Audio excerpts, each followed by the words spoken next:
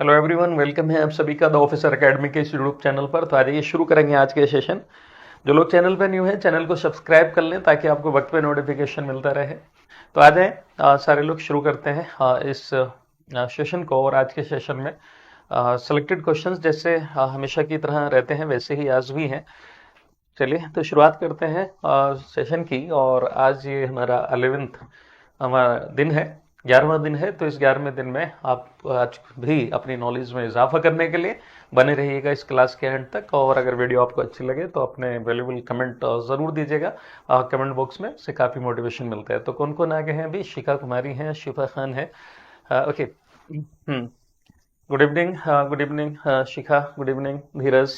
चलिए तो let's start, शुरू करते हैं आज के सेशन। ओके, ये मार्कर दूसरा दे देना। चलिए तो पहला क्वेश्चन आप लोगों की स्क्रीन पर ये है। वह पदार्थ जो लगभग एक मिनट, एक मिनट, एक मिनट। हम्म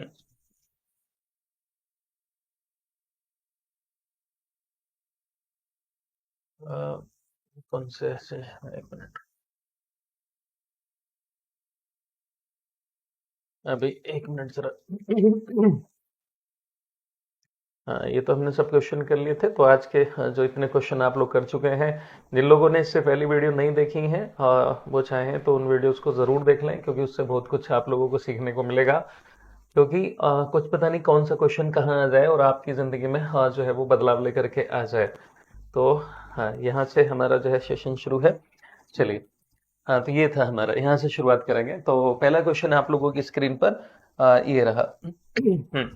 राइजोबियम बैक्टीरिया, जो राइजोबियम बैक्टीरिया का नाम आप लोगों ने सुना होगा वो क्या है? राइजोबियम बैक्टीरिया, या बैक्टीरिया को आप कह सकते हैं क्या, जीवाणु। क्या जीवाणु? राइजोबियम बैक्टीरिया या जीवाणु। बैक्टीरिया जो है वो हिंदी में बोलते हैं। और जैसे देखा जाए सही मायनों में तो बैक्टीरिया प्लुरल होता है और सिंगुलर को हम क्या बोलते हैं? बैक्टीरियम बोलते हैं। तो इस चीज का भी ध्यान रखेंगे, कहीं कहीं क्या है ऐसे लिखा जाता है।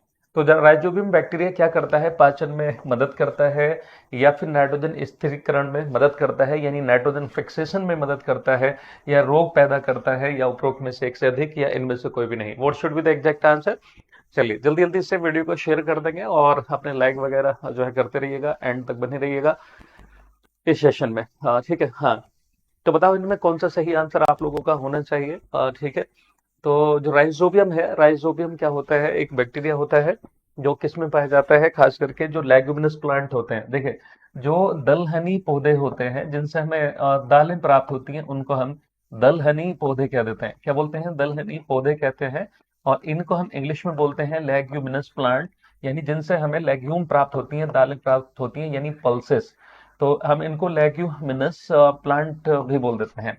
ठीक है ना? तो जैसे मान लो कोई प्लांट है, ठीक है, लेगुमिनस प्लांट है, तो उसको अगर इस तरह से देखेंगे, तो जैसे मान लो प्लांट है तो उसकी जड़ों में क्या होगा? रूट नोडुल्स होंगे, जिसको मैं भी आपको एक रियल डायग्राम दिखा करके भी समझा दूंगा।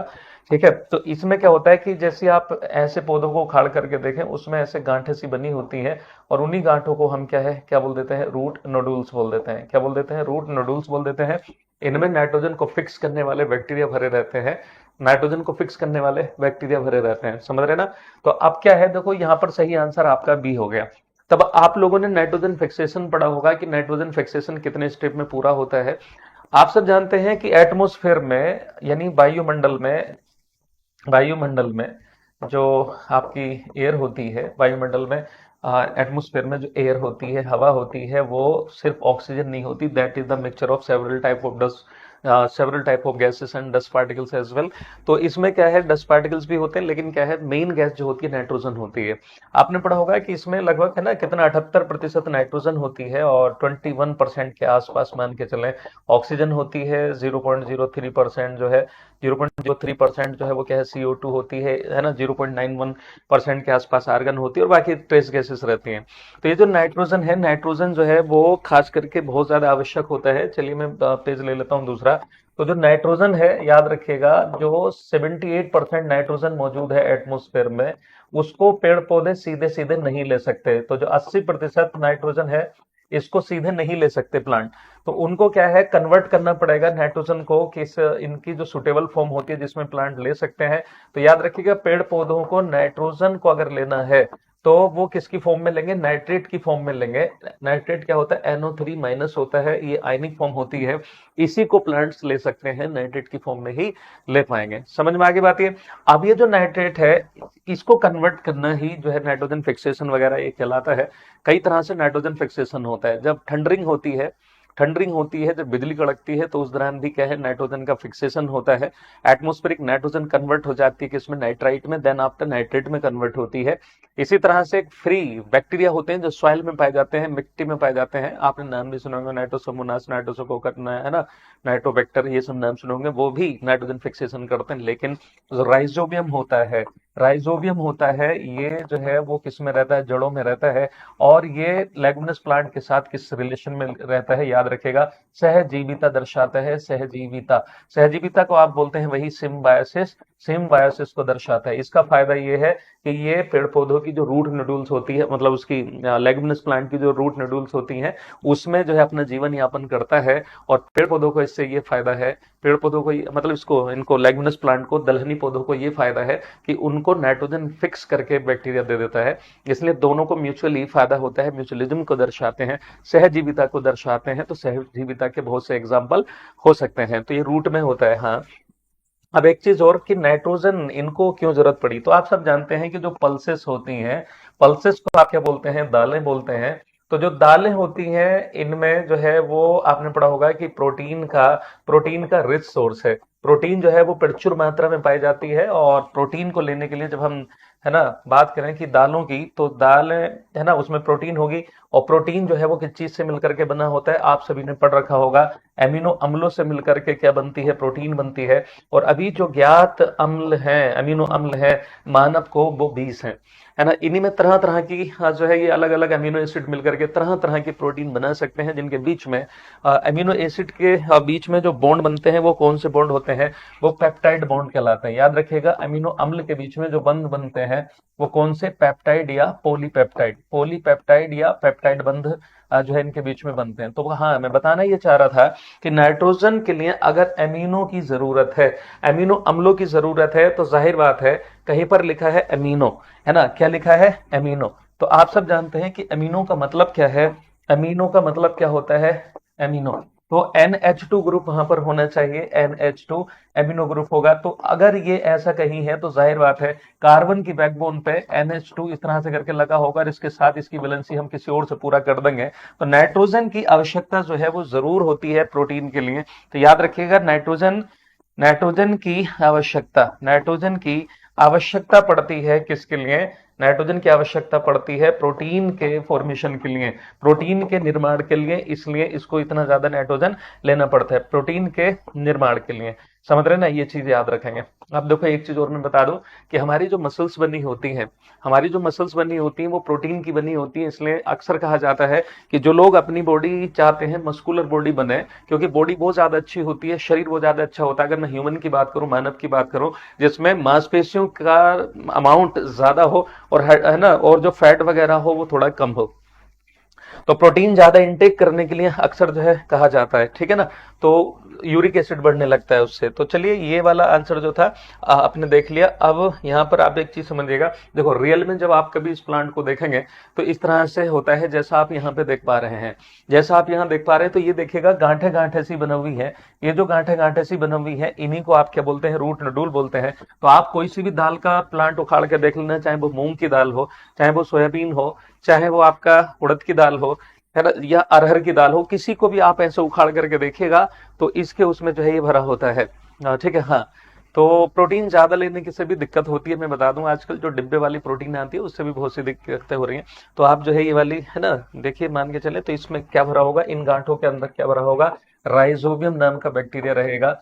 एक चीज और मैं बता दूं, यहाँ से एक और क्वेश्चन आता है, जब कभी किसी ऐसे प्लांट को उखाड़ करके देखेंगे, खास करके दाल के किसी पौधे को उखाड़ के ऐसे देखेगा, तो उसमें एक लाल रंग की जड़ हो, ऐसा लगेगा लाल रंग होता है जड़ों में, लाल रंग, है ना, किसमें होता है, जड़ें जो होती हैं इसकी, उसमें लाल रंग नजर आएगा। तो याद रखिएगा, उसको हम बोलते हैं लैग हीमोग्लोबिन बोल देते हैं। क्या बोलते हैं इसको, लैग हीमोग्लोबिन। तो लैग हीमोग्लोबिन का मतलब क्या होता है, हीमोग्लोबिन तो सही मायनों में देखा जाए तो मानव में पाया जाता है, या फिर जो जितने भी मैमल्स होंगे उनमें पाया जाता है ना, आरबीसी में जो हीमोग्लोबिन होता है उसी की वजह से लाल रंग होता है। तो देखो ये जो नाम रखा है लैग हीमोग्लोबिन, क्या नाम रखा है इसका? Lag haemoglobin. ये जानते हैं क्यों नाम रखा है लैग हीमोग्लोबिन? वो इसलिए रखा, लैग का मतलब यहाँ क्या है? लैग का मतलब लेग्यूम होगा।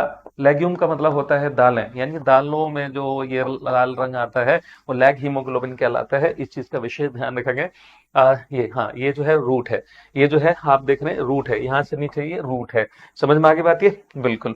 अगले क्वेश्चन पे चलते हैं। अगला क्वेश्चन है कोशिका चक्र। देखिए जो सेल डिवीजन आप पढ़ते हैं, सेल साइकिल पढ़ते हैं, उससे रिलेटेड एक क्वेश्चन है। हाँ, तो कोशिका चक्र के किस चरण के दौरान गुणसूत्र सूक्ष्मदर्शी से दिखाई देने लगते हैं? अब आप एक चीज समझ रहे होंगे, देखिए जैसा आप पढ़ते हैं कि गुणसूत्र होते हैं और उनकी शेप ऐसी वैसी होती है, ऐसा पढ़ा होगा, लेकिन सही मायनों में देखो इधर देखेंगे, ये जैसे मान लो सेल है, सेल का ही न्यूक्लियस है। नॉर्मल अगर आप उसको देखेंगे, जो इसके अंदर डीएनए होता है, तो वो डीएनए इस तरह से करके ऐसे भरा रहता है, क्रोमेटिन फाइबर बोलते हैं हम इसको, इस तरह से करके हमारा डीएनए भरा रहता है। तो इसमें आप क्रोमोसोम यानी गुणसूत्र की शेप नहीं देख पाएंगे। तो ये जो अंदर भरा होता है इनको हम बोलते हैं क्रोमेटिन फाइबर। क्या बोलते हैं इसको? क्रोमेटिन फाइबर बोल देते हैं, क्रोमेटिन तंतु बोल देते हैं इनको। समझ में आगे बात ये? लेकिन जब इसको हम निकाल के देखें और जब हम मतलब क्रोमोसोम की शेप इस तरह से करके आपको नजर आने लगे, वी टाइप की या फिर इस टाइप की, एल टाइप की, है ना, या फिर जो है इस टाइप का आर्म्स ऐसे नजर आने लगे, है ना, देन क्या है, बीएलजे, है ना, इस तरह से करके। तो ये जो मेटासेंट्रिक, सब मेटासेंट्रिक, टीलोसेंट्रिक, एक्रोसेंट्रिक, ऐसे करके शेप होती है इनकी। ठीक है, तो आप ये बताओ कब देख पाओगे ऐसा? ऑप्शन है आपका जीवन चरण में, जीवन चरण में, आज मैं सारा समझा दूंगा यहाँ पर सभी का सभी। देन क्या है, एस चरण में, एस चरण में। देन इससे अगला क्या है आपका? प्रोफेज। तो आप लोगों ने जब सेल साइकिल पढ़ी होगी, सेल साइकिल पढ़ी होगी, तो उसमें आपने सारा पढ़ा होगा, प्रोफेज, मेटाफेज, एनाफेज, टीलोफेज। पढ़े हैं ऐसे? प्रोफेज, मेटाफेज, एनाफेज, टीलोफेज पढ़ते हैं यहाँ पे? हाँ ठीक है, तो बताओ किसमें जो है सही नजर आने लगेगा? ठीक है, चलो बहुत बढ़िया। हाँ नहीं, थोड़ा थोड़ा सा तो आपको जो है इसमें जो ऑप्शन है ना उसमें नजर आने लगेगा। तो देखो सेल, मैं बता दूं, इतना आप लोग आंसर करिएगा। यहाँ पर एक चीज मैं बता दूं कि सेल साइकिल जो होती है वो कैसे, जैसे आपको अभी थोड़े दिन पहले सब्जेक्ट वाले उसमें पढ़ाया भी था, सेल डिवीजन क्या होता है। तो देखिए सेल डिवीजन होने के लिए देखा जाए तो जो सेल साइकिल चलती है, जिसको आप कोशिका चक्र कह देते हैं, कोशिका चक्र, भाई जो डिवीजन होता है वो तो एक बहुत छोटा सा फेज होता है। एक चीज याद रखिएगा, जैसे हम मानव की बात करें, मानव की बात करें तो मानव की कोशिकाएं लगभग 24 घंटे में डिवाइड होती हैं। 24 घंटे में एक से दो सेल बनेंगी ऐसे करके। अब मान लो 1000 है तो उनसे 2000 बन जाएंगे। अब उसमें कुछ टूटती भी रहती है, कुछ बनती रहती है। कभी तरह एक मान करके चलें कि जो कोशिका विभाजन होता है वो सेल साइकिल का एक छोटा सा हिस्सा होता है, जो लगभग 1 घंटे का होता है। 23 घंटे तो सेल साइकिल अपने आप को, मतलब सेल अपने आप को तैयार करने में लगा देती है। तो इसके जो है कितने फेज होते हैं, मैं डायग्राम बना करके समझा दे रहा हूं। तो एक तो होता है जीवन फेज, जीवन के बाद में आता है, जीवन के बाद में एस फेज आता है, एस के बाद में G2 फेज आता है, देन इसके बाद में एम फेज आता है, देन फिर इस तरह से। लेकिन हमारी बहुत सी कोशिकाएं ऐसी होती हैं जिनमें एक फेज एक्स्ट्रा होता है जीवन के बाद में। जैसे यहाँ पर आया जीवन, एस, एस फेज आया, फिर उसके बाद में आएगा G2 और उसके बाद में एम फेज आता है। लेकिन बहुत सी कोशिकाएं ऐसी हैं जिनमें जिनमें सेल डिवीजन बहुत दिनों के लिए रुका रहता है या नहीं होता है, वो जी नोट फेज में चली जाती है। तो ये जी नोट फेज जो है याद रखेगा, ये किसी किसी में होता है, सब में नहीं होगा। अगर सेल ऐसे ही पड़ी है, जैसे हमारे दिल की सेल, एग्जांपल दे रहा हूं मैं, हमारी दिल की सेल डिवाइड नहीं होती, हमारी जो नर्व सेल्स होती हैं वो भी डिवाइड नहीं होती जल्दी। अगर दिल की सेल्स को जरूरत पड़ने पर डिवाइड होना पड़ा तो वो इस फेज से निकल जाती है। तो ये जो जी नोट फेज होता है इसको हम बोलते हैं क्यूसेंट फेज। क्या बोलते हैं इसको? क्यूसेंट फेज, जिसको हम क्या बोलते हैं? क्यूसेंट फेज बोल देते हैं, क्यूसेंट फेज। और क्यूसेंट फेज को आप हिंदी में बोलते हैं शांत चरण कह देते हैं, इसको शांत अवस्था कह देते हैं। तो ये शांत अवस्था में पड़ी रहती है, इसका मतलब सेल डिवाइड नहीं होगी। तो बेसिकली देखा जाए तो ये वाला फेज होता है, लेकिन उसको क्यूसेंट फेज कह देते हैं, जैसे हमारे दिल की सेल में ऐसा हो सकता है। तो यहाँ पर सेल इसके लिए तैयार होती है, सेल डिवीजन का इनिशिएशन होता है।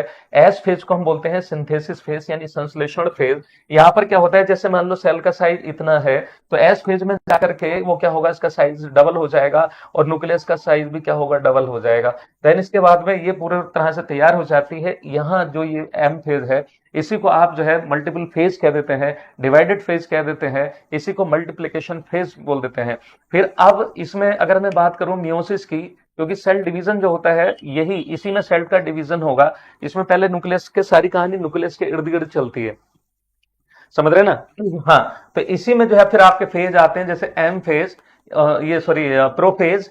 हाँ, कौन कौन से फेज रहते हैं? मान लो मैं माइटोसिस की बात करूं तो पहला होगा प्रोफेज, फिर आपका हो जाएगा मेटाफेज, देन फिर जो है, हाँ मेटाफेज, देन इसके बाद में एनाफेज। थोड़ा टिपिकल लगेगा लेकिन भाई यहाँ से भी क्वेश्चन आते हैं तो जो है मैं उसको करा दे रहा हूँ। एनाफेज, देन क्या है, टीलोफेज होगा। टीलोफेज के बाद में आपका क्या है, ये सारे का सारा केंद्र का विभाजन होता है, इसलिए इसको हम कैरियोकाइनेसिस कहते हैं। इंग्लिश में हम इसको कैरियोकाइनेसिस कहते हैं, या इसको हम केंद्रक विभाजन कह देते हैं। केंद्रक विभाजन कह देते हैं। लास्ट में फिर सेल पूरी तरह से कट के अलग हो जाती है, दो डॉटर सेल बन जाती है, उसको हम साइटोकाइनेसिस कह देते हैं। कोशिका विभाजन जो एंड में होगा उसको हम बोलते हैं साइटोकाइनेसिस। क्या बोल देते हैं? साइटोकाइनेसिस बोल देते हैं। तो ये 1 घंटे की प्रोसेस होती है सारी। तो जब क्रोमेटिन फाइबर ऐसे ही पड़े रहेंगे तो जैसे ही प्रोफेज अवस्था आएगी, कौन सी अवस्था आएगी? प्रोफेज अवस्था आएगी, उसमें आप जो है देखना शुरू कर देंगे। सही आंसर जो है वो आपका कौन सा है? सही आंसर आपका है prophase. Prophase will be your right answer here. समझ में आ गई बात? ये याद रखिएगा। हाँ, प्रोफेज यहाँ पे सही आंसर था। उससे भी ज्यादा अच्छे आपको नजर आएंगे मेटाफेज में, बट मेटाफेज ऑप्शन में नहीं है, यहाँ पर आपका यही फेज है, याद रखिएगा। ठीक है। हम्म। अरे उसमें नहीं, जनरल वाले में नहीं पढ़ना होता है, वो जनरल वाले में नहीं इतना ज्यादा पढ़ना होगा। अभी करा दूंगा मैं इस पर रिलेटेड क्वेश्चन। चलिए, एस का मतलब सिंथेसिस फेज हो गया। अगले क्वेश्चन पे आते हैं गाइस, अगले फेज पे, मतलब अगले क्वेश्चन पे, मनुष्य में मूत्र की सामान्य पीएच सीमा कितनी होती है? देखो इसको अदरवाइज मत लीजिएगा, एग्जाम में यूरिन से, पेशाब से, मूत्र से भी क्वेश्चन आते हैं। हाँ, अगर हम बात करें 90 मिनट की, तो कुछ ईस्ट वगैरह की जो कोशिकाएं होती है उनमें हाँ 90 मिनट में सेल डिवीजन हो जाता है। मानव में लगभग लगभग 24 घंटे मान के चले, जिसमें से 1 घंटे में सारी कहानी फिर बाद में एम फेज में हो जाती है। चलिए खैर, अभी हम बात कर लेते हैं मनुष्य में मूत्र की सामान्य पीएच मान कितनी होती है। भाई सारे लोग आप में मूत्र जो पीएच वैल्यू होती है उसके बारे में सारे लोग समझते हैं। तो जो पीएच वैल्यू होती है, जिसको आप पीएच मान कह देते हैं, क्या कह देते हैं? पीएच मान कह देते हैं। ये 0 से लेकर के 14 तक का एक पैमाना होता है। 0 से लेकर के कहां तक का? 14 तक का एक पैमाना होता है, 14 तक का।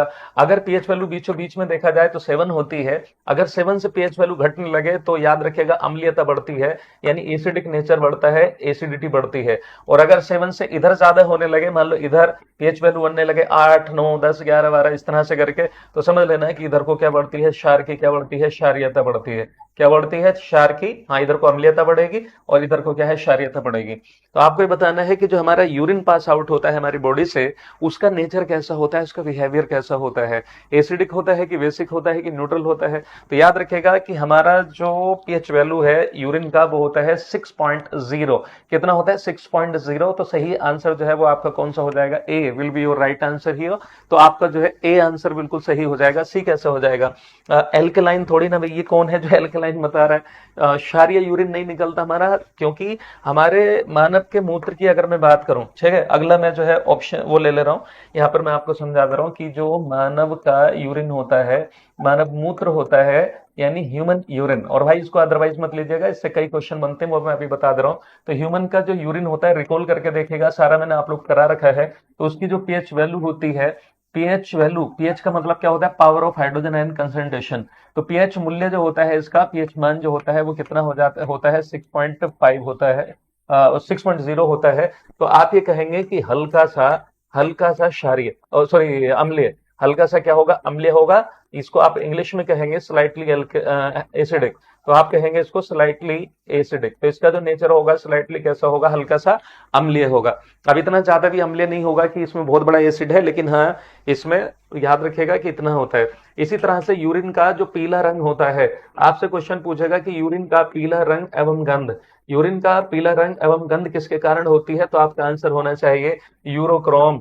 आप कई किताबों में आप यूरोक्रोम लिखा देखते हैं, और कई बार जो है कुछ टीचर बताते हैं कि यूरोक्रोम ही डिफरेंट है, क्या है? तो देखिए इसी को हम यूरोवायलिन भी कह देते हैं, इसी को हम यूरोवायलिन भी कह देते हैं। ये क्वेश्चन आपका यहीं से बनेगा, यूरोवायलिन। और इसी की वजह से हमारी जो मल पदार्थ होता है, टॉयलेट होती है, मल पदार्थ का भी पीला रंग अगर बनता है, मल पदार्थ का पीला रंग, तो वो भी इसी की वजह से होता है। आपने कभी देखा है कि बच्चा अपनी मदर का दूध पीता है, अपनी मदर का दूध पीता है तो व्हाइट रंग का ही तो दूध पीता है, है ना, व्हाइट रंग का दूध पीता है, लेकिन उसको जो मल पदार्थ उसकी बॉडी से निकलता है, टॉयलेट जब वो करता है बच्चा, तो देखिएगा नॉर्मल बच्चे की पहचान होती है कि अभी इसका पेट जो है बिल्कुल सही है, तो येलो कलर की जो है वो टॉयलेट करता है। वो येलो कलर की टॉयलेट क्यों करता है? क्योंकि जो हमारा लीवर होता है उसमें बाइल जूस बनता है, पित्त रस बनता है, जो जिसमें जो पित्त रस है उसमें बाइलोरुबिन, वाइलिवर्डिन नाम के जो है कंपाउंड्स होते हैं, और उसकी वजह से क्या है, वही यूरोवाइलिन या यूरोक्रोम बनता है। इसी वजह से बच्चे की जो टॉयलेट होती है वो भी जो है कैसी, येलो कलर की होती है। वन मोर थिंग कि बच्चा अगर ग्रीन कलर की टॉयलेट करने लगे तो इस बात का इंडिकेशन होता है कि वही क्या है, जो है उसको ठंड लगी है। तो इस तरह से एक चीज याद रखिएगा। अब जो हमारा यूरिन होता है, हाँ ठीक है, यूरिन का एसिडिक नेचर आप लोगों ने सबने समझ लिया। इस पर और भी क्वेश्चन आते हैं कि यूरिन काला क्यों होता है, यूरिन जो है लाल क्यों हो जाता है। यूरिन है ना, इससे रिलेटेड है। गंध जो आती है वो अमोनिया की वजह से आती है। जो सड़ा हुआ वाला यूरिन होता है उसमें अमोनिया की वजह से गंध आती है, रह रह करके गंध आती है, और बहुत ही हार्मफुल होती है, वो नुकसान देती है, क्योंकि उसमें बैक्टीरिया का इन्फेक्शन होता है। इसलिए टॉयलेट के बाद में फ्लश करना बहुत ज्यादा जरूरी हो जाता है, याद रखेगा। जैसे जो सार्वजनिक मूत्रालय होते हैं, इसको अदरवाइज तो लीजिएगा मत, ऐसे ही समझ लो, सार्वजनिक मूत्रालय या फिर जो कोई यूरिन करने के बाद में फ्लश नहीं करता, तो देखिए एक अजीब सी महक आती है, बड़ी गंदी सी, तो वो किसकी वजह से आती है? अमोनिया की वजह से आती है। अमोनिया में एक अजीब सी स्मेल होती है, NH3 इसको हम बोलते हैं, और ये ऐसा इसलिए होता है, एटमोस्फेरिक नाइट्रोजन, वायुमंडलीय नाइट्रोजन और जीवाणुओं की सहायता से ऐसा होता है, समझ गए ना। तो ये चीज याद रखेंगे, वो जो रह रह करके बदबू आती है वो इसी की वजह से होती है, ये बहुत ज्यादा हार्मफुल भी होती है। बिहार शिक्षक भर्ती 4.0 की ऑफलाइन टेस्ट सीरीज शुरू हो चुकी है, मतलब हो जाएगी कल से, 9 तारीख से शुरू होने वाली है, 9 फरवरी से। तो इसमें जो एनरोल करना चाहते हैं वो कर लीजिएगा, फ्री है, वैसे फ्री फॉर ऑल है, आकर के दे सकते हैं। हाँ भाई, आकर के दे सकते हैं, ठीक है। तो आपको पटना में अगर आप हैं तो आकर के जो है 9 बजे से 11 बजे आप, ठीक है, माध्यम हिंदी रहेगा, आकर के अपना जो है टेस्ट सीरीज ज्वाइन कर सकते हैं द ऑफिसर एकेडमी पर, ठीक है ना। चलिए, तो अगले क्वेश्चन पे आते हैं। अगला क्वेश्चन आपकी स्क्रीन पर है, अगर। अगर इज ऑब्टेन्ड, देखिए अगर को हम अगर भी कह देते हैं, ठीक है, अगर, ठीक है। ये कौन है? यूरिन का फॉर्मूला। यूरिन का फॉर्मूला कभी पूछेगा? यूरिन कोई एक चीज नहीं होती, यूरिन में सबसे ज्यादा पानी होता है, उसमें यूरिया होता है, यूरोक्रोम होता है, क्रेटिनिन होता है, उसमें जो है डेड सेल्स होती हैं, पस सेल्स होती हैं, है ना, इतनी चीजें होती हैं, सोल्ट होते हैं, आयंस होते हैं, एंजाइम्स होते हैं, तो उसका कोई फॉर्मूला होगा? कैसा नॉनसेंस वाला क्वेश्चन कर रहे हो मेरे भाई, ठीक है, पढ़ लो जरा सही से। तो देखिएगा, अगर, ठीक है, अगर भी कह देते हैं इसको, ये अगर मगर नहीं है। अगर जो है वो क्या होता है, एक सफेद रंग का, याद रखेगा, सफेद रंग का क्या होता है? पाउडर होता है। सफेद रंग का क्या होता है? पाउडर होता है, याद रखेंगे। सफेद रंग का क्या होता है? एक पाउडर होता है, ठीक है। और जिसका जो प्रयोग है, यानी इसका जो उपयोग है, वो किस में करते हैं? तो याद रखिएगा, जेली को स्टिकी बनाने में करते हैं, जेली का थक्का जमाने में करते हैं, जेली बनाते हैं इससे, है ना। क्या बनाते हैं? जेली बनाते हैं, समझ रहे ना। तो इसको जो है किससे ऑब्टेन किया जाता है? तो यहाँ पर ऑप्शन है आपका जेलिडियम से, देन लेमिनेरिया से, देन क्या, पोरफायरा से। इसमें 2 क्वेश्चन है ना, और भी बनेंगे आप, बिल्कुल। चलिए, सेशन को लाइक वगैरह करते रहिएगा, एंड तक बने रहिएगा, and attend the full class and you will feel the difference, ठीक है ना। चलिए, तो देखो, जो सही आंसर है वो आपका क्या है? जेलिडियम हो गया, है ना। ग्रेसिलेरिया भी होता है, जेलिडियम। तो याद रखिएगा, ये जो है लाल शवाल होता है। अब कई बार ऐसे भी क्वेश्चन कई एग्जाम में देखा गया है कि जो अगर है उसको किससे प्राप्त किया जाता है, तो आप बताएंगे लाल शवाल से। हाँ, लाल शवाल से प्राप्त किया जाता है। देन लेमिनेरिया जो प्रजाति है, ये आपके भूरे शवालों की है। ये भूरे शवाल होते हैं, भूरे शवाल का मतलब हो गया ब्राउन एल्गी। इसको आप क्या बोलते हैं? Brown algae. क्या बोलते हैं? Brown algae. तो ये हो जाएगा आपका ब्राउन एल्गी, समझ रहे ना, ब्राउन एल्गी है। समझ में आगे बात? ये तो लेमिनेरिया, देन क्या है? ये पोरफायरा। तो जो लेमिनेरिया है ना, ये भी बहुत ज्यादा इंपॉर्टेंट है। मैं कहां पे लिख दूं? यहां लिख दे रहा हूं। इससे हम क्या है, कॉमर्शियल लेवल पर, व्यापारिक स्तर पर अगर हम बात करें, तो इससे हम आयोडीन प्राप्त करते हैं। इससे हम क्या प्राप्त करते हैं? आयोडीन की प्राप्ति करते हैं। आयोडीन की प्राप्ति की जाती है, ठीक है ना। जो नमक वगैरह में मिला करके टाटा सोल्ट के उसमें भेजते हैं, वो यही होता है, ठीक है। किससे? लेमिनेरिया। और लेमिनेरिया पे एक क्वेश्चन और बनता है, इसी को हम समुद्री खरपतवार भी कह देते हैं। इसी को हम समुद्री खरपतवार के नाम से भी जानते हैं, समुद्री खरपतवार इसी को कह देते हैं। और इसी को आप एक और नाम दे देते हो, हाँ, इंग्लिश में कहते हैं हम इसको सी बीड। इसी को हम सी बीड कह देते हैं, या इसी को हम सी कैल्प कह देते हैं। इसी को हम क्या है? सी कैल्प भी बोल देते हैं। समझ में आगे बात यहां तक है? हाँ, लेमिनेरिया समुद्री घास होती है। ये किसने बोला? विकास कुमार। ओके, वेरी गुड यार, बहुत बढ़िया। हाँ, आयोडीन की प्राप्ति इसी से की जाती है। हाँ, इसी को जो है समुद्री घास या समुद्री खरपतवार भी कह देते हैं। हाँ, इसी को आप हिंदी में समुद्री घास भी कह सकते हो या खरपतवार भी कह देते हो। खरपतवार इस तरह से करके हम ये वर्ड यूज कर लेते हैं। खरपतवार का मतलब आप समझते ही हो, जरूरत के अलावा जो दूसरे प्लांट्स होते हैं उसको हम खरपतवार कह देते हैं। जैसे आपकी कोई फसल है, फसल मान लो आपने धान की फसल लगाई, तो धान के अलावा जो उसमें घास उग करके आ जाती है जिसकी हमें जरूरत नहीं है, उसको हम क्या खरपतवार कह देते हैं। तो उसकी हमें बीडिंग करनी पड़ती है, यानी उसकी निराई करनी पड़ती है, या तो हाथ से उखेड़ के या खुरपे से या दराज से की चीज से, या फिर जो हम स्प्रे कर देते हैं बीडीसाइड का इस्तेमाल करके। बीडीसाइड, तो बीडीसाइड को भी मैं बता दे रहा हूं कि अगर कहीं खरपतवार नाशी की बात करें तो जो सबसे अच्छा खरपतवार नाशी है वो आपका 2,4-D होता है। और इसकी फुल फॉर्म याद रखिएगा, इसको हम बोलते हैं 2,4 dichlorophenoxy acetic acid. 2,4 dichlorophenoxy phenoxy acetic acid, ठीक है। 2,4 डाइक्लोरोफिनॉक्सी एसिटिक एसिड इसको कहा जाता है। हिंदी में भी आपको वैसे लिखना पड़ेगा। और ये खरपतवार नाशी कहलाता है। आप इसको इंग्लिश में कहेंगे बीडीसाइड। क्या कहेंगे इसको? बीडीसाइड कहते हैं, समझ रहे हैं ना। तो ये जो आप कॉपी पेन लेकर के बैठते हो, इसमें जो है ये इंपोर्टेंट चीजों को नोट कर लिया करो। आपके लिए बहुत ज्यादा जरूरी है, ये बहुत ज्यादा इंपोर्टेंट है। याद रखिएगा। हाँ, 2,4-D सबसे अच्छा और सबसे पहला इस्तेमाल होने वाला क्या है, खरपतवार नाशी है। इसका क्या करोगे आप, अगर आपको घास खत्म करनी है तो आपको क्या करना होगा, स्प्रे करना होगा। तो आप जो है इसको स्प्रे करवा दीजिए खेत में, और क्या होगा, घास मर जाएगी, है ना। लेकिन सबसे अच्छा तरीका होता है कि मैनुअली आप निकालें, क्योंकि इसके साइड इफेक्ट जब और धान पे भी जैसे या किसी और उस पे मतलब फसल पे भी जाएगी ना छींटे इसकी, तो जाहिर बात है उस पे भी असर आ सकता है। तो कई बार फसल थोड़ी सी इसकी वजह से खराब भी हो जाती है, समझ रहे ना। अब देखो जैसा आपने पढ़ा था डीडीटी, डीडीटी पढ़ा होगा, इसको बैन कर दिया गया। देखो मैं आपको बता दूं कि इसको जो है बैन किया गया, इसको जो है बैन कर दिया गया, इस पर जो है प्रतिबंध लगा दिया गया, बैन कर दिया, इसको रोक दिया गया। तो आपने इन्वायरमेंट में पढ़ा होगा कि एक रकल कार्सन करके एक साइंटिस्ट है, ठीक है, साइंटिस्ट रकल कार्सन। तो रकल कार्सन ने, हाँ ठीक है, रकल कार्सन ने जो है किताब लिखी, है ना। उस किताब का नाम था, अगर आप लोगों ने कभी पढ़ा हो, साइलेंट स्प्रिंग। तो इनकी किताब का नाम था साइलेंट स्प्रिंग। तो उस जमाने में इन्होंने कहा कि जो इंडस्ट्रीज में पेस्टिसाइड बन रहा है, हाँ 2,4-D क्या है, पेस्टिसाइड है, खरपतवार नाशी नहीं है, ये पेस्टिसाइड है। पेस्टिसाइड को आप बोलते हैं कीटनाशी। क्या बोलते हैं? पेस्टिसाइड को कीटनाशी कहलाता है ये। इसको आप जो है बीडीसाइड मत समझ लेना। हाँ, तो इसको जो है बैन कर दिया गया क्योंकि ये लंबे समय तक एनवायरनमेंट में पड़ी रहती है, नॉन बायोडिग्रेडेबल है, जल्दी से ये निम्नीकृत नहीं हो पाती, जैव निम्नीकृत नहीं हो पाती, इसको बैक्टीरिया फंगस जल्दी से खत्म नहीं कर पाते हैं। इसलिए ये फूड चेन में आकर के बायो एक्युमुलेशन की प्रोसेस से, जैव संचय की प्रोसेस से बायो मैग्निफिकेशन, जैव आवर्धन करने लगती है, जिसमें क्या है बॉडी में अमाउंट बढ़ने लगता है और बहुत सी जो है ना प्रतिबंध, हाँ प्रतिबंध, हाँ इसको लिखे प्रतिबंध, प्रतिबंध नहीं, सॉरी, प्रतिबंध लगा दिया गया था इस पे।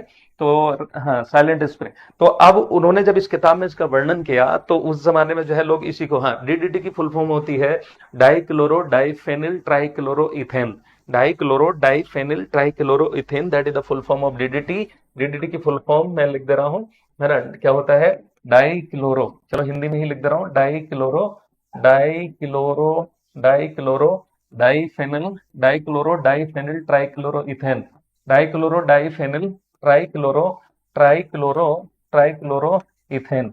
याद रखिएगा। तो that is the full form of DDT. हाँ, तो उन्होंने कहा कि देखो आने वाले समय में बहुत से रोग फैलेंगे, लोग इसकी वजह से ये होगा वो होगा, है ना, इस तरह से जब बताया तो बाद में थोड़ी सी अवेयरनेस आई थी, है ना। पहले सोशल मीडिया का जमाना तो वैसे था नहीं, ठीक है ना। यहाँ तक समझ में आगे बात है। अगले क्वेश्चन पे चल, हाँ तो देखिएगा ये लाल सवाल है, जैसा आप ये देख रहे हैं लाल सवाल पे आप लोगों ने एक और क्वेश्चन पढ़ा होगा, एक और क्वेश्चन पढ़ा होगा, ये है आपका लाल सवाल जो आप ये देख रहे हैं। हाँ, वो एक सागर का नाम सुना होगा, लाल सागर। लाल सागर का रंग आयरन ऑक्साइड वगैरह की वजह से लाल नहीं है। जैसे मैं कहूँ कि भाई लाल मिट्टी का रंग, लाल मिट्टी का रंग लाल क्यों होता है, तो आप बताते हैं कि भाई उसमें लोहे का ऑक्साइड होता है, जिसको आप क्या है आयरन ऑक्साइड कह देते हो। तो ठीक है, आयरन ऑक्साइड की वजह से जो है इसका रंग लाल है, लेकिन हर जगह आयरन ऑक्साइड नहीं होता। अगर मैं कहूं कि लाल सागर का रंग लाल क्यों है, तो याद रखिएगा लाल सागर का रंग लाल शैवालों की वजह से लाल है। इसमें रिफ्लेक्शन होने की वजह से वो हमें कैसा नजर आता है, लाल लाल सा नजर आता है। लाल सागर का रंग लाल क्यों है, वो आयरन ऑक्साइड की वजह से नहीं है उसमें, हाँ पढ़ा होगा आप लोगों ने, यस वेरी गुड, लाल शैवाल होने की वजह से ऐसा होता है। लेकिन लाल मिट्टी का रंग लाल क्यों होता है, आयरन ऑक्साइड की वजह से होता है। अगले क्वेश्चन पे चलते हैं, मानव शरीर की जैव रासायनिक प्रयोगशाला कौन सी होती है। तो जैव रासायनिक प्रयोगशाला किसे कहा जाता है, मानव शरीर की जैव रासायनिक प्रयोगशाला किसे कहा जाता है। ऑप्शन है आपका स्टमक, देखिए इसको हम पेट भी कह देते हैं और इसको शुद्ध हिंदी में हम कहते हैं अमाशय। पेट को हम क्या बोलते हैं, अमाशय। देन क्या है, जिगर। लीवर को हम जिगर, और सही उसमें हिंदी में शुद्ध में देखें तो यकृत कह देते हैं। देन आंत को आंत या आंत्र कह देते हैं। तो बताओ इनमें से कौन सा सही आंसर होना चाहिए। हाँ जी, चलिए बहुत बढ़िया, बहुत ही अच्छा कर रहे हैं और आप सभी बच्चे जो है बहुत अच्छा कर रहे हैं। And keep it up. और हर दिन जो है यही सोच के पढ़ना है कि बस है ना, हमें जो है सिलेक्शन लेना ही है और बस इसके बाद में हम इस चैप्टर को क्लोज कर देंगे। हम आगे की तैयारी करेंगे अगर करनी होगी तो, या फिर हम अपनी लाइफ को एंजॉय करेंगे। तो ऑप्शन देखिएगा क्या सही आंसर होना चाहिए। तो यहाँ पर जो सही आंसर है वो आपका क्या है, लीवर। लीवर जो होता है, याद रखिएगा, लीवर हमारा जो यकृत होता है, यकृत ये इसका जो अध्ययन करना होता है, इसका जो अध्ययन किया जाता है लीवर का, तो याद रखेंगे उसको हम बोलते हैं हिपैटोलॉजी। लीवर का अध्ययन करना क्या कहलाता है, हिपैटोलॉजी। अब इसको बायोकेमिकल लेबोरेटरी इसलिए कहा गया क्योंकि यकृत में सर्वाधिक यानी सबसे अधिक क्या चलती हैं, जैव रासायनिक अभिक्रियाएं चलती हैं, बायोकेमिकल रिएक्शन चलती हैं। तो सबसे ज्यादा इसमें क्या चलती हैं, जैव रासायनिक अभिक्रियाएं। तो इसमें क्या चलती हैं, सबसे ज्यादा जैव रासायनिक अभिक्रियाएं चलती है, इसलिए इसको क्या है, शरीर की जैव रासायनिक प्रयोगशाला का नाम दे दिया गया। और याद रखिएगा यकृत ही हमारे शरीर का सबसे बड़ा आंतरिक अंग है। सबसे बड़ा शरीर का क्या है ये, आंतरिक। आंतरिक का मतलब समझते ही होंगे अंदर का, तो सबसे बड़ा आंतरिक अंग है। अगर आपसे कहा जाए कि भाई जो है सबसे बड़ा बाह्य अंग कौन सा है, सबसे बड़ा शरीर का सबसे बड़ा बाह्य अंग, बाह्य अंग का मतलब होता है बाहर का, तो इसका फिर आप आंसर बताना पड़ेगा आपको, त्वचा। फिर आंसर आपका बदल जाएगा, यानी स्किन आपका हो जाएगा, क्योंकि हमारी स्किन सेंसरी ऑर्गन है और हमारी बॉडी का ये प्रोटेक्टिव यानी सुरक्षात्मक जो है अंग भी है। और सबसे ज्यादा लीवर पे एक और क्वेश्चन बनता है, बहुत से क्वेश्चन है वैसे इस पे। जो लीवर है, लीवर में सबसे ज्यादा याद रखेगा पुनरुद्ध भवन क्षमता होती है। क्या होती है, पुनरुद्ध भवन क्षमता होती है, जिसको आप इंग्लिश में बोलते हैं रीजनरेशन कैपेसिटी।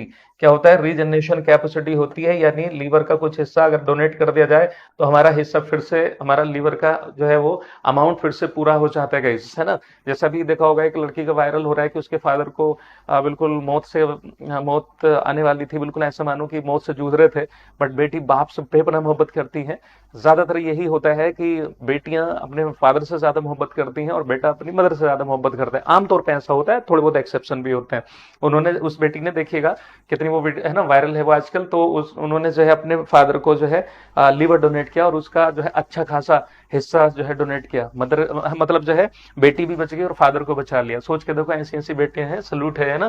क्योंकि ये सुनने में बड़ा आसान लगता है कि हम भी दे देंगे, लेकिन कहा जाए ना कि चलिए ऑपरेशन थिएटर में चलो, आपका भी जो है लीवर काट के निकाला जाएगा और आपको डोनेट किया जाएगा, हालत पतली हो जाती है बहुत से लोगों की। इतना आसान नहीं है और जो है काफी बड़ा सा निशान मतलब चीरा लगाया जाता है। तो आप सोच करके देखिए, तो उन्होंने जो है दान किया। अगला हम बात करते हैं, पॉलीसिथीमिया एक रोग है जो निम्न में से किसके कारण होता है। सिंपल सा क्वेश्चन है, हाँ देखा होगा सबने। तो पॉलीसिथीमिया एक रोग है जो निम्न में से किससे संबंधित है। पॉलीसिथीमिया, तो ऑप्शन है आपका लाल रक्त कोशिकाओं से संबंधित है, या फिर जो है आपका श्वेत रक्त कोशिकाओं से संबंधित है, या फिर रक्त सीरम से संबंधित है, या उपरोक्त में से एक से अधिक ऑप्शन आपका होना चाहिए, या इनमें से कोई भी नहीं होना चाहिए। हाँ जी, चलिए बहुत जल्दी से। हाँ मतलब आप डोनेट कर सकते हैं, जो डोनेट करेगा उसका भी पूरा हो जाता है और जो जिसको दिया गया है उसमें भी। रिजनरेशन का मतलब होता है, रिजनरेशन का मतलब होता है किसी का दोबारा से बनना। जैसे आपने छिपकली की पूंछ देखी होगी, जब उसे कोई मारने चलता है तो वो अपने खुद से पूंछ तोड़ के भाग जाती है, तो मारने वाले का ध्यान भटक जाता है पूंछ पे, तो वो कहती है कि ठीक है पूंछ तू रख ले, मैं तो निकल ली, तो उसकी पूंछ दोबारा से आ जाती है। और एक होता है, आपने पढ़ा होगा प्लेनेरिया। प्लेनेरिया को आप कितने ही टुकड़ों में काट दो, हर एक प्लेनेरिया का टुकड़ा एक नया जीव बन जाता है, जो फाइलम प्लेटीहेल्मिन्थीज में आता है, चपटे कृमि में आता है। समझ रहे ना, याद रखेगा। तो देखो पॉलीसिथीमिया, पॉलीसिथीमिया किससे रिलेटेड होगा, तो याद रखेगा सही आंसर है आपका आरबीसी। जिन बच्चों ने ए आंसर चूज किया है, देखिए कुछ बच्चे इसमें बी आंसर चूज कर रहे हैं, वो गलत आंसर है। ठीक है, सही आंसर जो है वो कौन सा है, रेड ब्लड जो है वो सेल होगा। याद रखिएगा जहां पर भी देखिए इसमें क्या होता है कि अब नॉर्म मतलब जैसे अगर आप पहाड़ी क्षेत्र में जाएं, है ना, पहाड़ी क्षेत्र में कभी जाइए तो वहां पर आपने पढ़ा ही होगा कि खास करके सी लेवल से आप ऊपर जाते हैं तो वायुमंडलीय दाब कम होने लगता है और गैसों की जो अमाउंट है वो भी क्या है, कम होने लगता है। तो ऑक्सीजन की, खास करके ऑक्सीजन की कमी पाई जाएगी। तो जहां पर भी ऑक्सीजन की कमी हो, कहीं पर भी हो, चाहे बॉडी में होने लगे, उस कंडीशन को हम बोलते हैं हाइपोक्सिया। क्या बोलते हैं इसको? हाइपोक्सिया, है ना। क्या बोलते हैं इसको? हाइपोक्सिया। ऑक्सीजन की कमी चाहे वो बॉडी में हो या एनवायरमेंट में हो, उसको हम क्या बोलते हैं? हाइपोक्सिया। हाइपोक्सिया के दौरान हमारा शरीर खुद क्या करता है? आरबीसी की संख्या को आरबीसी की संख्या को बढ़ाना शुरू कर देता है। क्या करता है? आरबीसी की संख्या को बढ़ाना कर देता है शुरू। तो ये तो नॉर्मल कंडीशन हो गई, ठीक है। यही वजह होती है कि पहाड़ी क्षेत्र के लोगों के गाल अक्सर लाल नजर आते हैं। आपने देखा होगा कि अक्सर गाल जो है वो लाल नजर आते हैं। तो ये तो हो गई नॉर्मल कंडीशन। बट अब नॉर्मल तरीके से, यानी मैं कह सकता हूं कि असामान्य रूप से, असामान्य ठीक है, असामान्य रूप से आरबीसी का तेजी से बढ़ना, आरबीसी का आरबीसी का तेजी से बढ़ना। अब देखो असामान्य रूप हो गया, क्या कहलाता है? याद रखेगा, वही कहलाता है पॉलीसिथीमिया। फिर ये बीमारी कहलाती है। तो पॉलीसिथीमिया या पॉलीसाइथीमिया इसको जो है कह देते हैं। तो ये होना ठीक नहीं होता है, याद रखेगा। अगर मैं कहूं, देखो आपने इंग्लिश में पढ़ रखा होगा, जहां पर भी हम वर्ड यूज करते हैं पीनिया, जहां पर भी हम वर्ड यूज करते हैं कौन सा? पीनिया। तो पीनिया का मतलब होता है घटना। अगर मैं कहूं जैसे इरिथ्रोपीनिया, अगर मैं कहूं क्या है इरिथ्रोपीनिया, क्या होता है? तो आप कहेंगे कि आरबीसी का, इरिथ्रोपीनिया का मतलब होता है आरबीसी का घटना, आरबीसी का कम हो जाना। मैं कहूं ल्यूकोपीनिया, ल्यूकोसाइट किसको बोलते हो? डब्ल्यूबीसी को। अगर मैं कहूं ल्यूकोपीनिया, है ना, मैं कहूं ल्यूकोपीनिया, ल्यूकोपीनिया, इसका मतलब ये होता है कि डब्ल्यूबीसी कम हो गई, संख्या में डब्ल्यूबीसी कम हो रही है। तो पीनिया वर्ड कम करने के लिए होता है, याद रखेंगे। यहां तक सबको समझ में आ गया होगा। अगले क्वेश्चन पे चलते हैं दोस्तों। हवा से कार्बन डाइऑक्साइड पौधे के निम्नलिखित भागों में किसमें फंस जाती है? ठीक है, ऑप्शन है आपका पंखुड़ियां। पंखुड़ियां क्या होता है? पेटल्स को आप बोलते हैं, दलपुंज कह देते हो आप इसको, ठीक है। तो पंखुड़ियां ये गुलाब की सी हैं, इस तरह से करके जो बोलते हैं। तो पंखुड़ियां वही होती हैं जिसकी वजह से फ्लावर में, पुष्प में रंग बिरंगी रंग आता है, उसी को आप क्या बोलते हैं? पंखुड़ियां बोलते हैं। बहारो फूल बरसाओ मेरा महबूब आया है, तो वो जो ऐसा बरसाया जाएगा, पंखुड़ियां जो होती हैं, है ना। या जब जीजा जी आते हैं शादी में, देखा होगा तमाम वो पकड़ते हैं। तो वही जो है वो या कोई जीत हासिल की है ना, आज तो देख ही रहे हैं आप। तो वो जो फूल बरसाए जाते हैं, ठीक है, तो वो पंखुड़ियां हो गई फ्लावर की, है ना। तो क्या ये ट्रैप करता है? देन रूट हेयर, यानी जड़ के जो रोम होते हैं, जड़ के जो रोम होते हैं वो क्या है, इसको मतलब कार्बन डाइऑक्साइड को प्राप्त करते हैं या रंध्र करते हैं। रंध्र को आप बोलते हैं स्टोमेटा, जो अक्सर पत्तियों में पाए जाते हैं। बट छोटे मोटे जो होते हैं वो मतलब थोड़े बहुत जो है वो तने में भी हो सकते हैं, लेकिन मेन जो होते हैं वो किस में होते हैं? पत्ती में होते हैं। मेन किस में होते हैं? पत्ती में होते हैं। पत्ती में जो छिद्र होते हैं, पत्ती में क्या होते हैं?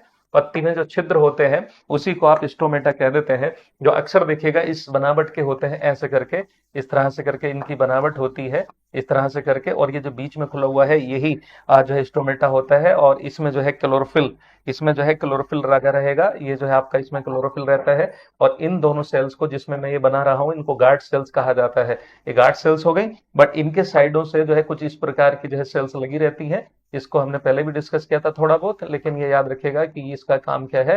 ओपनिंग एंड क्लोजिंग के दौरान क्या है? मेंटेन करना, उसको बैलेंसिंग करना ऑक्सीजन की और CO2 की। तो याद रखेगा कि ये जो खुला हुआ है बीच में, इसी का नाम रंध्र है, इसी का नाम रंध्र है। देन क्या है? ये जो दोनों सेल्स है इनका नाम गार्ड सेल्स है। इन दोनों का नाम क्या है? ये और ये जो है इनका नाम क्या है? रक्षक या रक्षी कोशिकाएं हैं। इनको हम बोलते हैं रक्षी कोशिकाएं। तो पेड़ पौधे की जितनी बड़ी पत्ती होगी उतनी जो है आपके स्टोमेटा होंगे और उतना पानी का लॉस होगा। ये जो लाल कलर की मैंने बनाई है, इन पे क्वेश्चन आ जाते हैं। इनको हम बोलते हैं सब्सिडरी सेल, यानी सहायक कोशिकाएं कह देते हैं। क्या बोलते हैं आप इनको? सहायक सहायक कोशिकाएं कह देते हैं गाइस। क्या बोलते हैं इनको? सहायक कोशिकाएं। रिकॉल करके देखिएगा, आपको थ्योरी में भी ये पूरा इस पे हमने डिस्कशन किया था।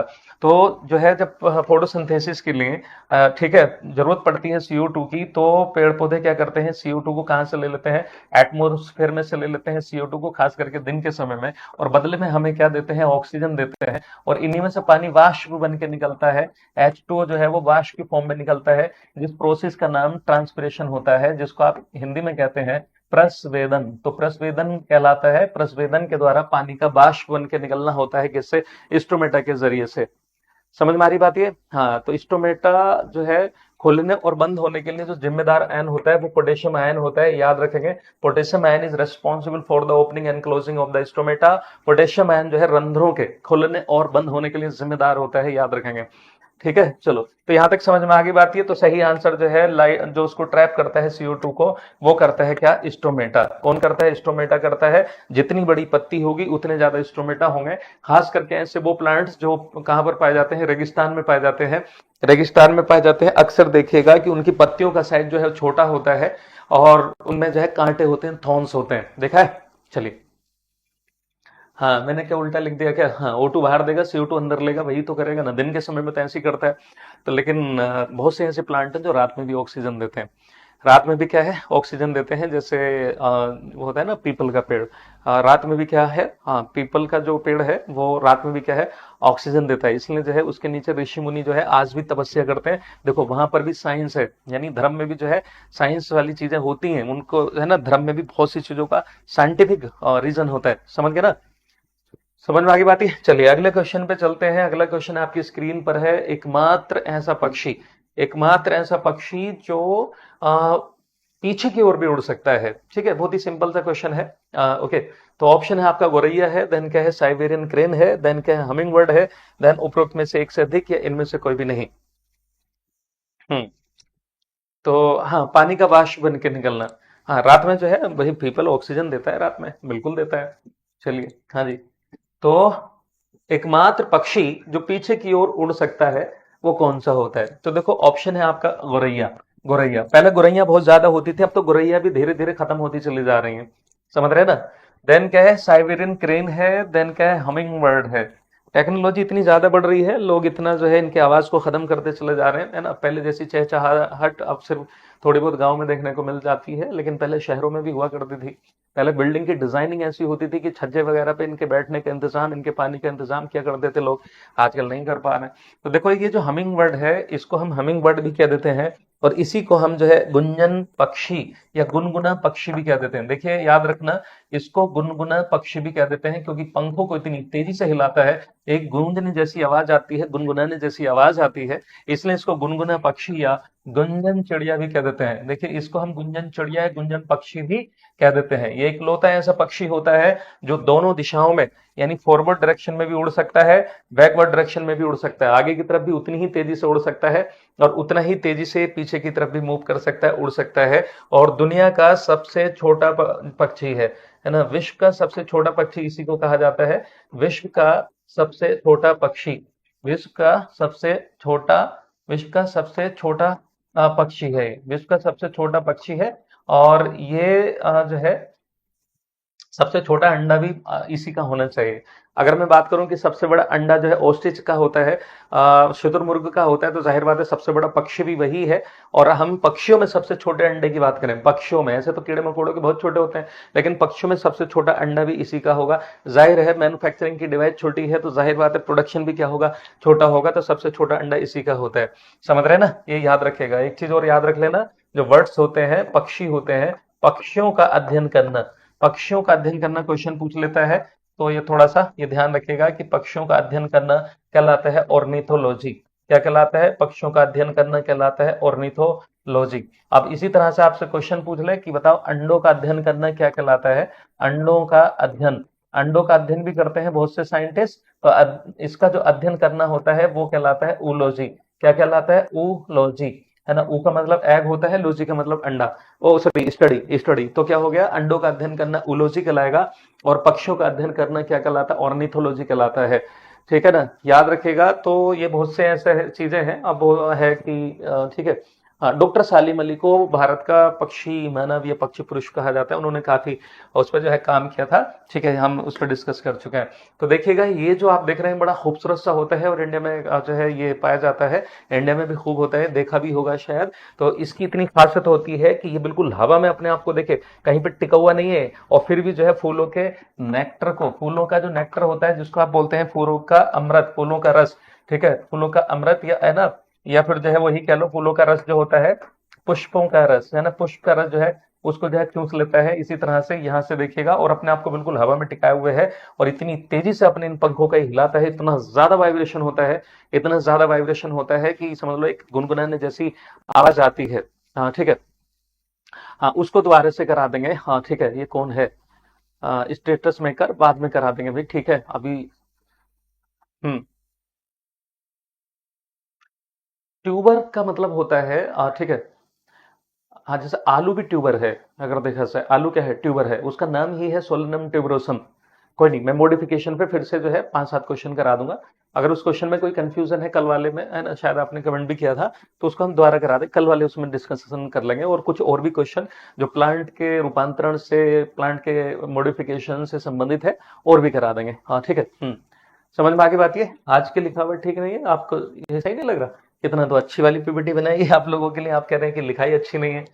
सबकी बड़ी अपनी अपनी चॉइस है, मेरे ख्याल से लिखाई अच्छी नहीं लग रही, कितना अच्छा लग रहा है। थोड़ा सा चेंज किया था, क्योंकि वैसे भी कहा जाता है कि बदलाव बहुत ज्यादा जरूरी होते हैं। वैसे भी ये कहा जाता है ना कि घर में जैसे एक ही तरफ बेड पड़ा हो, साल भर से बोर हो जाते हैं। तो जो समझदार लोग होते हैं, अक्सर देखिएगा जिनके घर में कुछ खुशी बनी रहती है, अक्सर जो है वो चीजों को पलट के रखते हैं, आप बदल बदल के रखते हैं। आपको नहीं लगता कि जब दीपावली होती है, ईद त्योहार मनाया जाता है, तो लोग जो घर में साफ सफाई करते हैं, तो देखिएगा जब घर में साफ सफाई चलती है तो आपके घर के सोफों का पैटर्न भी कई बार बदल जाता है। ड्रेसिंग टेबल पहले इधर थी तो इधर रख देते हो, बेड का थोड़ा सा चेंज कर देते हो, कुछ है ना बेडशीट वगैरह बदल देते हो, तो चीजें जो है बदल जाती है ना, तो थोड़ा सा इंटरेस्ट बना रहता है, होता है ना ऐसा। तो थोड़ा सा मैंने सोचा कि बदल दिया जाए, बट आप लोगों को वही आदत लग चुकी है, ठीक है वैसे ही वाला लेकर के आ जाएंगे।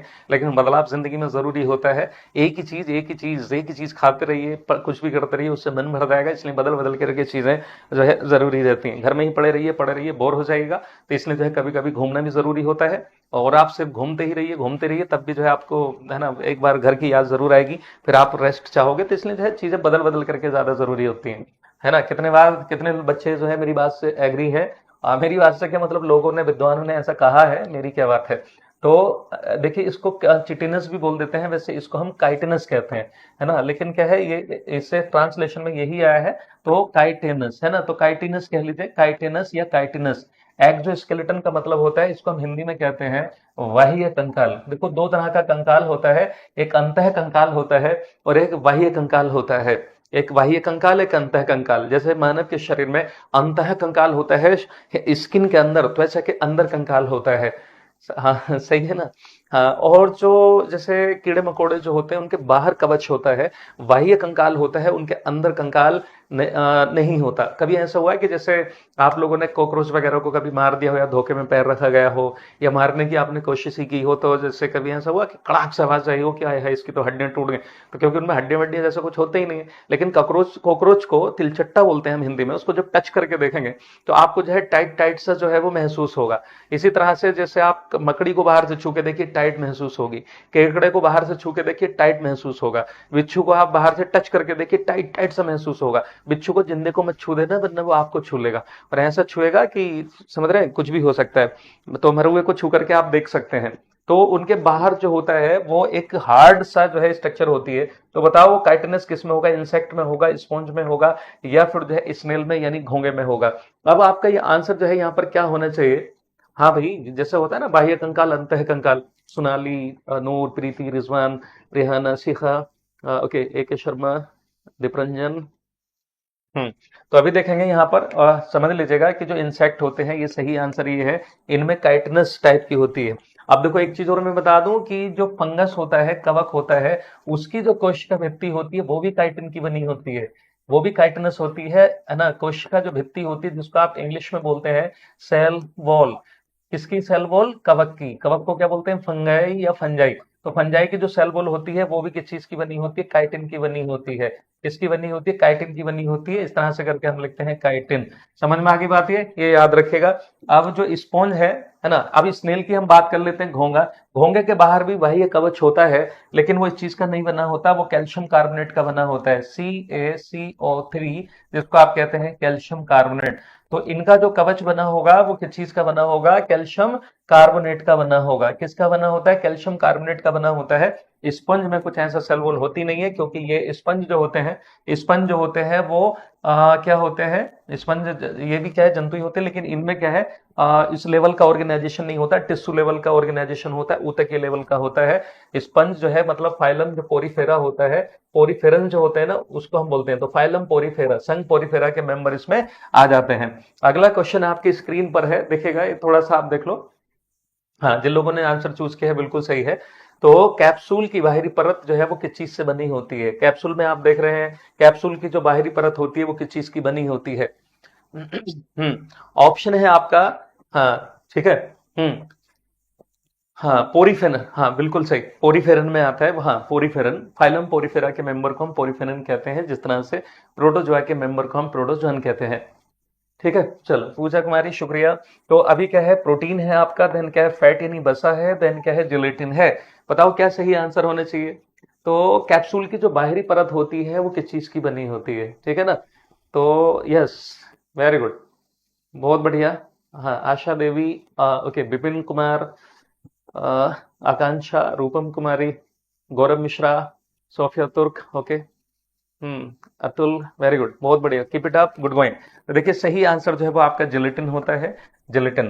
तो जिलेटिन जो है वो एक टाइप का आपका एक पॉलीमर जैसा होता है, और इसकी खासियत ये होती है कि जैसे ही आप कैप्सूल को खाते हैं या कैप्सूल को थोड़ा सा भिगो करके देखिएगा कभी, नहीं सेल्यूलोज का सीधे नहीं होता, वो उसी का टाइप में से एक होता है जिलेटिन, उसको हम जिलेटिन कह देते हैं। तो इसकी खासियत ये होती है कि जैसे ही आप उसे खाएंगे तो क्या होगा, वो डिजोल्व हो जाएगा, है ना? जो इसमें पाउडर जैसी मेडिसिन भरी होती है ना, तो नैनो लेवल की होती है, उसको उसमें भर देते हैं, तो जैसे ही आप इसको खाएंगे तो एकदम से क्या है, डिजोल्व हो जाएगा, वो घुल जाएगा, जल्दी से फैल जाएगा, समझ रहे हैं ना? और वो फिर एब्जॉर्ब जल्दी से होता है, देन क्या होता है कि जल्दी आराम भी मिल जाता है। समझ में आ गई बात यहाँ तक है? आई होप यहाँ तक सभी का फंडा जो है क्लियर हो गया होगा। चले अगले क्वेश्चन पे चलते हैं। शरीर का कौन सा अंग पित्त नामक द्रव का उत्पादन करता है? शरीर का कौन सा अंग पित्त, पित्त को आप बोलते हैं बाइल जूस, कहीं लिख रहा होगा, हाँ बाइल, इसको हम देखिए बाइल जूस भी बाइल कह देते हैं या बाइल जूस कह देते हैं? बाइल जूस, अगर मैंने बाइल जूस लिखा है तो फिर उसको हम हिंदी में कहेंगे पित्त या पित्त रस, पित्त लिखा हुआ ही है। तो इसका जो प्रोडक्शन करता है, उत्पादन करता है, कौन प्रोड्यूस करता है भाई? यकृत करता है, अग्नाशय करता है, पित्ताशय करता है, पित्ताशय करता है। क्या सही आंसर होना चाहिए? थैंक यू सो मच भाई इतनी तारीफ के लिए, एंड जो है मैं तो तब मानूंगा कि मैं अच्छा पढ़ाता हूँ जब मेरे पढ़ाई में के एग्जाम में क्वेश्चंस आएंगे, तो तब मुझे अच्छा लगेगा, और आई होप कि आपकी जो है ये उम्मीद टूटेगी नहीं। ऐसा मेरा भी खुद का यकीन है कि आपको पढ़ाई में से सारे क्वेश्चंस देखने को मिलेंगे, बस आप जो है रेगुलर आकर के पढ़ते रहिए। हम्म, तो क्या है कि शरीर का कौन सा अंग पित्त नामक द्रव का उत्पादन करता है? तो देखो उत्पादन पूछा गया था, तो सही आंसर आपका लीवर है, लीवर है। और आपसे कहा जाए कि स्टोर कौन करता है, इसका भंडारण कौन करता है, याद रखेगा अगर ये पूछ ले कि इसका भंडारण कौन करता है, इसका स्टोरेज कौन करता है, तो आप बताएंगे कि इसका स्टोरेज जो करता है वो क्या करता है, गोल ब्लेडर करता है, याद रखेंगे गोल ब्लेडर करता है। समझ में आ गई बात ये? चलिए, तो इसके बारे में हम पेनक्रियाज के बारे में बहुत बार पढ़ चुके हैं, तो बार बार जो है वही चीज पक जाओगे, अभी बोर हो जाओगे, तो उसको अभी हम छोड़ दे रहे हैं। अब मैं बता दूं कि जो बाइल जूस होता है, बाइल जूस का जो हरा रंग होता है, कैसा रंग होता है, हरा रंग, वो किसकी वजह से होता है? याद रखेगा इसमें बाइलोरुबिन है ना, मैं हिंदी में लिख दे रहा हूँ, वायलीरुबिन, वायलीरुबिन, ठीक है, वायलीरुबिन और वायलीवर्डिन, वायलीबर्डिन के कारण इसका जो है वो कैसा रंग हो जाता है, हरा पिगमेंट जैसा बन जाता है, इसलिए इसका रंग जो है वो हरा सा होता है। जब किसी को जॉन्डिस हो जाता है, जब किसी को पीलिया हो जाता है, पीलिया हो जाता है, तो ये बाइलुरुबिन, वायलीबर्डिन, बाइल जूस जो होता है, ये हमारी बॉडी में फैलना शुरू हो जाता है, इसलिए हमारी आंखें जो है वो कैसी लगने लगती हैं, नीली वो सॉरी पीली पीली सी लगने लगती हैं, और स्किन की रौनक चली जाती है, और स्किन हमारी त्वचा जो है वो भी कैसी येलो येलो सी नजर आने लगती है, इसके लिए उसका नाम रख दिया पीलिया, पीलिया नाम रख दिया ना, समझ रहे ना, ये चीज है। तो चलिए अभी आपका आंसर जो है ये था, भंडारण की बात करेगा तो आप तरह से बताएंगे। अच्छा एक और चीज, कोई बता सकता है कि बाइल जूस में कौन सा एंजाइम पाया जाता है? तो याद रखिएगा, बहुत से लोग सोचते हैं कि इसमें बहुत से एंजाइम होते हैं, इसमें कोई भी एंजाइम नहीं होता, कोई भी एंजाइम नहीं होता, यानी एंजाइम अनुपस्थित होते हैं, कोई भी एंजाइम नहीं होता, कोई भी एंजाइम बाइल जूस में नहीं होता। और ये क्या करता है, बाइल जूस क्या करता है, वसा के पाचन में नहीं, वसा के पाइसीकरण में सहायता करता है। यानी देखा जाए तो सहायता ही है पाचन में, क्योंकि बड़े बड़े पार्टिकल को छोटे छोटे पार्टिकल में तोड़ देता है, जिसको आप बोल देते हैं इमल्सिफिकेशन। क्या बोल देते हैं जिसको आप? इमल्सिफिकेशन। इमल्सिफिकेशन का मतलब ये होता है कि जैसे फैट के बड़े बड़े पार्टिकल्स हैं, मैं देखिए कलर बदल लेता हूँ। अगर जैसे फैट के बड़े बड़े पार्टिकल्स हैं तो इनको जो है छोटे छोटे से पार्टिकल में इस तरह से करके तोड़ देगा। एक हद तक देखा जाए तो सहायता ही कर रहा है, इसको इसमें तोड़ देता है। लेकिन लिपिड को, फैट को बचाने के लिए फैट का अलग से एंजाइम होता है, याद रखिएगा, वो बचाता है। इसके बस की बात नहीं है उसको बचाना। तो हमारे पैनक्रियाज से एक एंजाइम निकलता है लाइपेज, हमारे अग्नाशय से एक एंजाइम निकलता है लाइपेज, एंजाइम निकलता है। लाइपेज एंजाइम क्या करता है दोस्तों? ये क्या करता है? लाइपेज एंजाइम वसा के पाचन में सहायता करता है, लिपिड को पचाता है। वसा या लिपिड एक ही बात होती है, तो वसा के पाचन में सहायता करता है। ये उसको तोड़ देगा। देखो मैं आपको जो है बता देता हूं कैसे करता है। तो जैसे कोई फैट ले लिया, फैट को आप चाहे तो लिपिड भी कह सकते हैं, लिपिड ही फैट है, फैटी लिपिड है, ठीक है। तो ये क्या करेगा? उसको किसमें तोड़ देता है? वसीय अम्लों में तोड़ देगा, फैटी एसिड्स में, क्योंकि वसीय अम्लों से मिलकर के ही फैट बनती है। और इसमें दूसरा रहता है क्या? ग्लिसरॉल, जिसको आप कहते हैं ग्लिसरीन या ट्राई अल्कोहल। क्या कह देते हो भाई? ग्लिसरीन, है ना? तो याद रखेगा ग्लिसरीन, ग्लिसरीन कह लो या ग्लिसरॉल कह सकते हैं, एक ही बात है, ग्लिसरीन ग्लिसरॉल। और ये जो होता है त्रि अल्कोहल होता है। त्रि अल्कोहल को आप त्रि अल्कोहल त्रि अल्कोहल को आप इंग्लिश में ट्राई अल्कोहल भी कह देते हैं। क्या कह देते हैं? ट्राई अल्कोहल कह देते हैं। इसका फॉर्मूला होता है CH2OH, CHOH, है ना, और CH2OH, ठीक है। तो ये हो गया आपका ट्राई अल्कोहल। ये हो गया ट्राई अल्कोहल, यानी ग्लिसरीन, जो आप होंठों वगैरह पे भी लगाते हो और जो है मुंह पे भी लगाते हो, समझ रहे हैं ना। और जो वश्य अम्ल होते हैं ये क्या होते हैं? ट्राई ग्लिसराइड होते हैं। इनको भी मैं बता देता हूँ, ये जो होते हैं ट्राई ग्लिसराइड होते हैं, ट्राई ग्लिसराइड्स होते हैं, ठीक है। वश्य अम्ल जो होते हैं, या फिर जो है फैट को कह लो चाहे आप, समझ रहे हैं ना। इस तरह से कार्बोक्सिल ग्रुप रहता है इनमें लगा हुआ। Yes, very good. चलिए फिर से कभी जो है समझाएंगे इसको। अगले क्वेश्चन पे चलते हैं। चपटे कृमि में पाए जाने वाली विशेष कोशिकाओं के प्रकार की पहचान करें जो ओस्मो रेगुलेशन में, ये ओस्मो रेगुलेशन में मदद करते हैं। भाई पहली बात तो आपको ये समझना चाहिए कि ओस्मो रेगुलेशन क्या चीज है। ओस्मो रेगुलेशन का मतलब होता है, Puja and life struggle, thank you so much. अभी देखिए इधर देखेंगे, जो ओस्मो रेगुलेशन है इसका मतलब क्या होता है। जैसे कहते हैं ना कि यार हमें ऐसा पानी पीना चाहिए जिसमें मिनरल ठीक ठाक होने चाहिए, और जो है ओस्मो रेगुलेशन का मतलब कि हमारा ओस्मो रेगुलेशन मेंटेन रहे। हम्म हाँ, अनु करा देंगे धीरे धीरे, आप रोज आते रहिए, कुछ ना कुछ हर तरह के क्वेश्चन हम लेकर के आ रहे हैं, हर तरह के हो जाएगा। ओके, चलो। तो आप रेगुलर आते रहो, सब चीजें मिल जाएंगी आपको धीरे धीरे। देखिएगा आप कितनी क्लासेस हो गई है ना, आज इतनी क्लास लिया है ना, सैकड़ों क्वेश्चन करा डाले, ठीक है।